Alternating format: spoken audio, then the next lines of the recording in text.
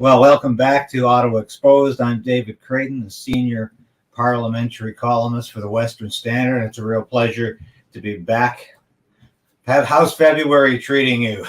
I hate winter, but at least it's been relatively mild throughout some of this month. Expecting some more snow here today, but that doesn't stop us from getting you the news you need to hear. And there's lots happening right now. And the story I'm going to introduce and begin with this morning is not necessarily the one you're going to read in the newspaper or online or see on television tonight. But believe me, it's probably the most important story of the week and of the month, because it really is important in terms of how our democracy in this country is functioning and how it's really dysfunctional. And I refer, of course, to this story about rabid Chinese interference in two Canadian elections. Now, we already knew there was possible interference in 2019 election in terms of Greater Toronto area candidates receiving funding from China. China has targeted candidates to win. Most of those candidates apparently were liberal. There might have been a conservative or two, but the verdict is still out on that, and there's an independent investigation going on in the House of Commons about that.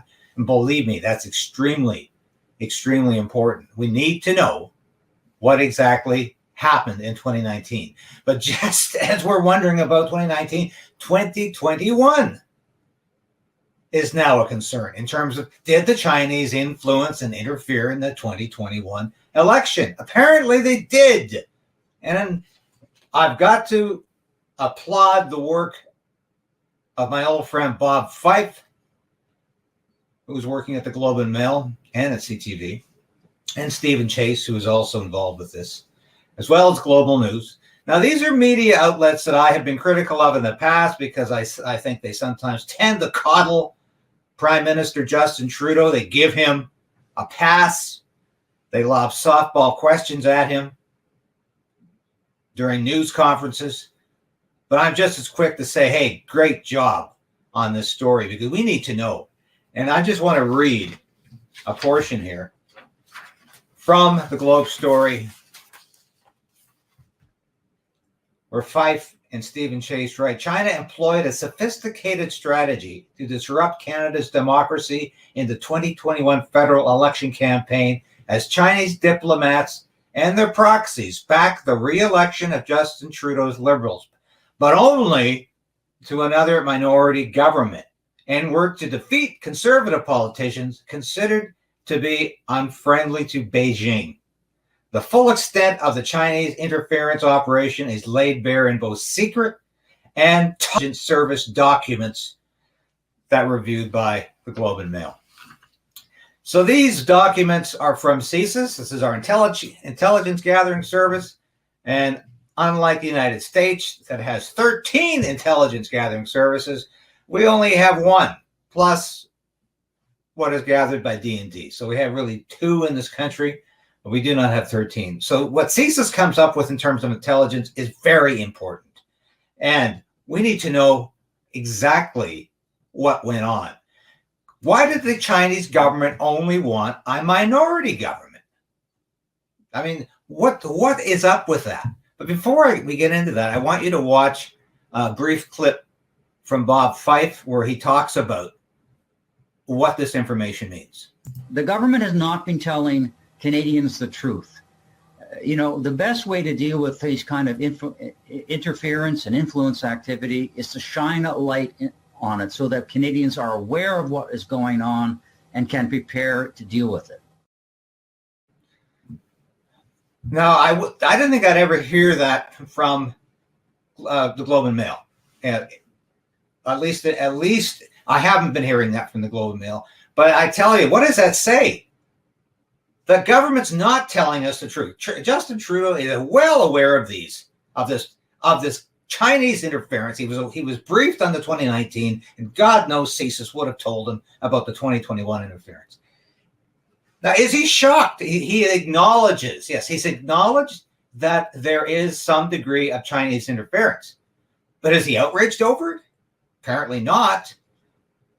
His reaction was quite interesting because when he, at the news conference following the revelation that China had interfered, that had basically bought an election, they had bought the 2021 election, a minority government for Justin Trudeau. What did Trudeau say?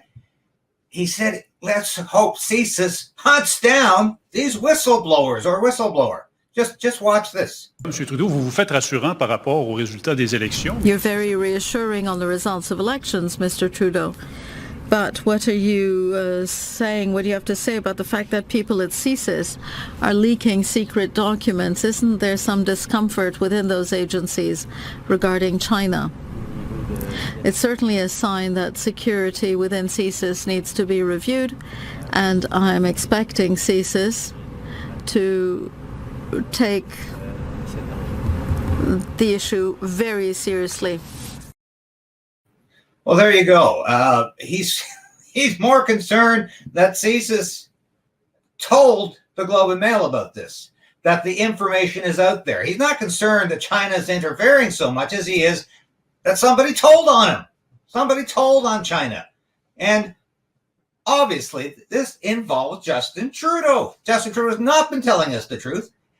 He never tells us the truth. He never tells the whole truth, and sometimes never tells any of the truth. And this is absolutely outrageous, and I call for his resignation again over China. I've done that in the past, but clearly there is a problem between Justin Trudeau and China. Why did Justin Trudeau refuse to call the extermination of the Uyghur population in China a genocide? He was asked that at the last G20 summit meeting in Bali, and he refused to use that word genocide. He got into an argument, if you will, but it was more of a tongue lashing from Chinese dictator Xi Jinping, because Xi was very upset that Trudeau was releasing information about talks that he had with China. So he gave him a thorough tongue lashing, told him to stop doing it, obviously. And Trudeau said nothing. He took it like the subservient politician he is to China, and he ran to the men's room after the conversation or the dialogue, but actually it was the dressing down occurred. Now, why would he react that way unless there's something that China knows about Trudeau and there's something Trudeau knows about China? When did Trudeau know this information? How much did he know about it? I would suggest he knew an awful lot as Prime Minister, who's getting briefings from CSIS all the time. But it goes back, doesn't it, to Trudeau's assertion, ludicrous assertion, when he was still an MP from Papineau, and he was at a Liberal fundraiser in Montreal arranged by Liberal women, and they asked him, what country in the world do you most admire? And Trudeau said, China. Trudeau said, I most admire China. And when he was asked why, he said, because they can turn their economy around on a dime, meaning they're a dictatorship that can force things to happen very quickly. They don't have to go through the democratic process like we do in Canada and the United States and European countries. Well, apparently China can also turn an election around on a dime, and many dimes were part of that process. China clearly bought an election in this country. That's unacceptable. And this has got to be the final nail in the Justin Trudeau coffin. How much more can we put up with this corrupt government? It's time to say enough is enough, and the Trudeau must go. I don't say that rhetorically. I say that in all insistence. It is time for him to go, because this is unacceptable, and we need to know more about what China has done and obviously is continuing to do in our democracy. And why did they just want a minority government? Why did they serve us up a minority government? Obviously, they like Trudeau to be powerful, but not all powerful. They like him to have some kind of controls put on him. Are they putting controls on him? I'd like to know that. We need to know more about this, And Trudeau, of course, is running from this story as fast as he can. Now, why do you think, and that takes us to the next story, why do you think the Emergencies Act inquiry report was released on Friday, February 17th, and not Monday, February 20th, like we all expected it to be? Big mystery. I think because the Chinese story came out in the Globe and Mail on February 17th, and Trudeau was hoping to distract our attention because the inquiry report from the Public Order Emergency Commission was very favorable to Justin Trudeau. I was a little surprised there wasn't some criticism of Justin Trudeau in this report, but it was all complete exoneration of this man's activities, decisions, and it said it was perfectly correct, perfectly correct. And Justice Paul Rouleau concluded, he says, I have concluded that in this case, the very high threshold for caution was met. I have done so with reluctance. Why was there any reluctance? Now, you don't say, I firmly believe this man is innocent, but I say so reluctantly. Unless there's information out there you're not telling us, or you're considering information in your judgment that you're not including in your summation. And clearly the judge, Rouleau, did not tell us everything if he had reluctance about giving Justin Trudeau a pass and exonerating him in all things. And the funny thing is, I keep hearing about how the Emergencies Act invocation was necessary, even though the border protests had stopped because they could have started again. Well, that's like arresting somebody in anticipation of what they might do tomorrow or next week. And that's not how the legal system should work. If the convoy at Coutts, Alberta, and at the Windsor border decided it was time to stand down, well, then they stood down. And there was no need to use the police against them. And of course, the police were not used against them as part of the Emergencies Act. When the Emergencies Act was invoked, it only focused on Ottawa, on Wellington Street, where all of these truckers had their trucks parked. And protesters were standing around in the bitter February cold. I was there every day getting frostbite on these fingers. And they were there every day.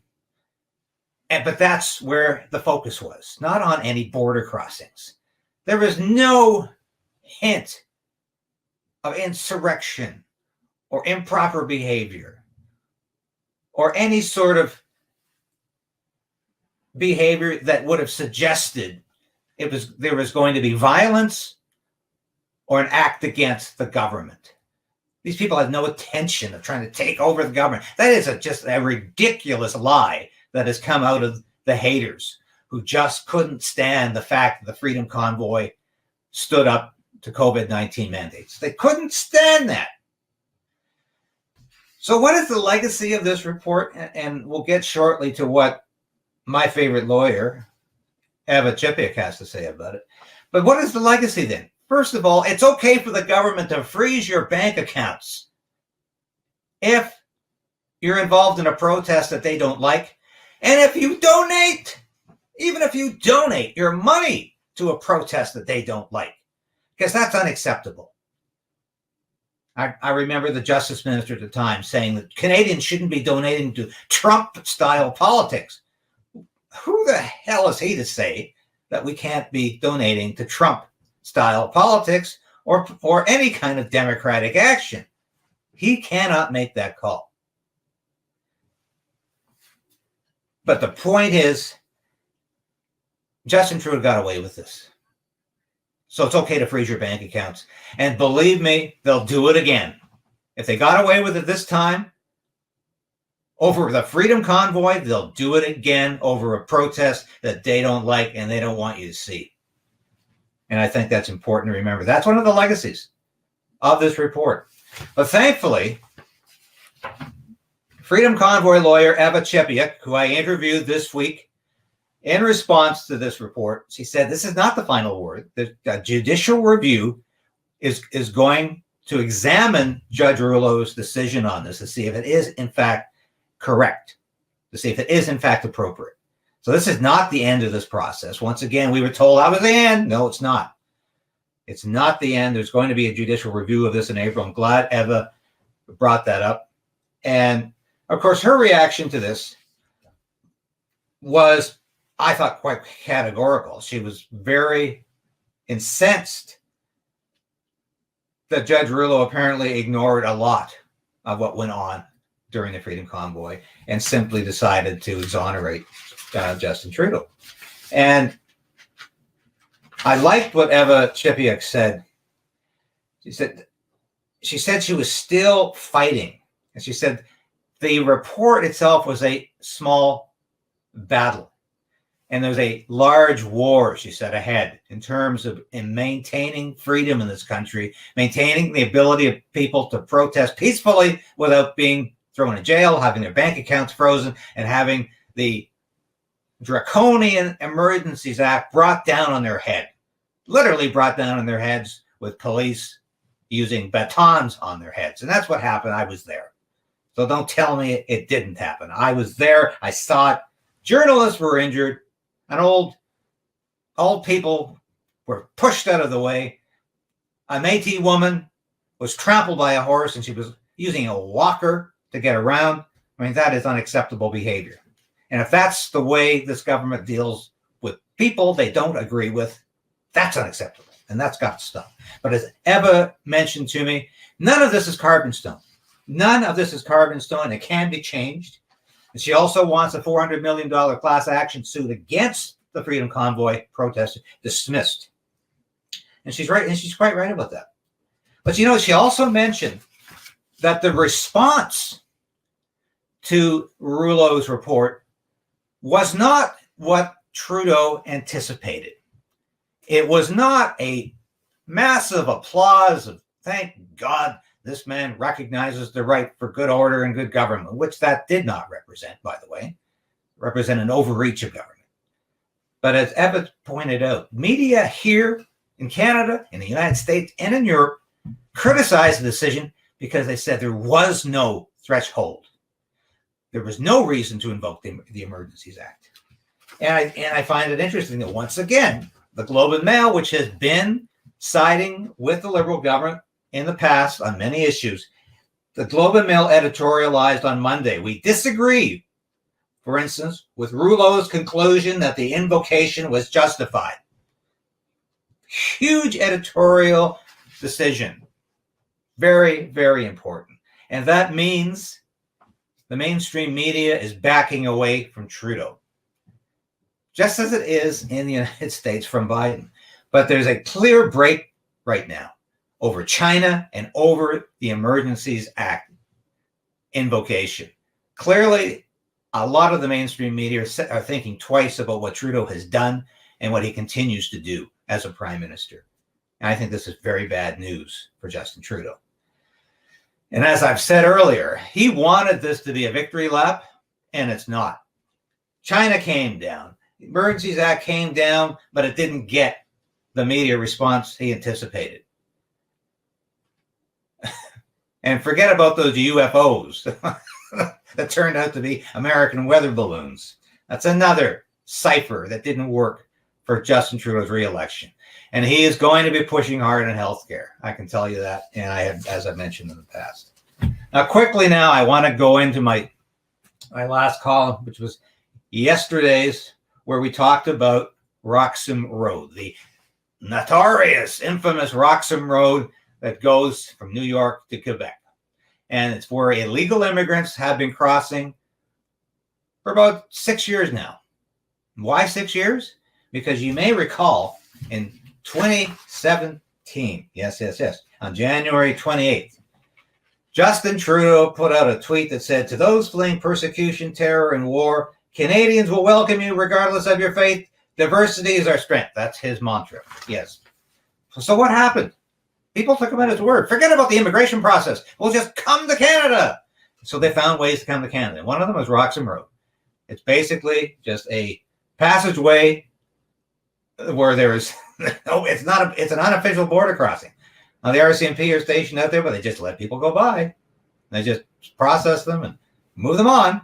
And of course, by 2018, 2019, we had a huge border crisis at that time. We had to establish 10 cities. Then we put tens of thousands of people up in hostels, in 3-star hotels, anywhere we could possibly put them, because we had so many. Now it's happening again. And it's intertwined with the disaster at the American southern border, where they have let in 1.2 million illegals since the inauguration of President Joe Biden. So, and now there's illegals streaming into the United States via Canada. So what they're doing is they're coming into Canada and going through the northern border. So they've got it coming from both ways. America has no border anymore. It's certainly the southern border has been dissolved. And Canada is in danger of losing its southern border with the United States as it continues. Because we need legal immigration, not illegal immigration that continues day after day after day. Joe Biden and Justin Trudeau are so concerned about Ukraine and its sovereignty and that its borders not be violated, but they apparently have little concern about their own country's borders being violated. And that's where their concern should be. They don't mind inviting a nuclear confrontation with Russia by arming Ukraine and by focusing on that as the major issue, but domestically they're losing it. So I want to end it there. Thank you for joining Krayden's Right. Become a subscriber to the Western Standard at www.westernstandard.news. You can see it on the ticker at the bottom. We want you to be a part of this experience. And that's what this is. New media is an experience. It's much more than it used to be. So thanking you for being here. My name is David Krayden. Bye for now. Canadian Shooting Sports Association. Without the CSSA, our gun rights would have been taken long ago. These guys are on the front lines helping to draft smart and intelligent firearms regulations and legislation in Canada, and more importantly, educating the public about how we keep guns out of the hands of the wrong people. To become a member, it's absolutely worth every penny. You can become a Western Standard member for just $10 a month or $99